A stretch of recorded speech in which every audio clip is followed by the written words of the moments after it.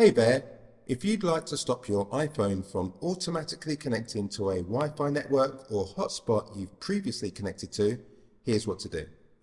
We start by going to Settings.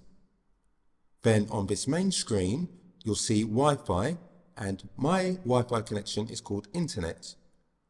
Press here, and you can see I'm currently connected. What we do to stop this auto-connecting is press the I. We have Forget This Network, and below this, Auto Join. So let's turn off Auto Join. We'll go back, and now we'll turn off Wi-Fi, turn Wi-Fi back on, and instead of auto joining, it just detects the network here. I can press it and get connected again. I hope you found this useful. Let me know why you don't want to connect to a network. Give the video a thumbs up, and I'll see you in the next one.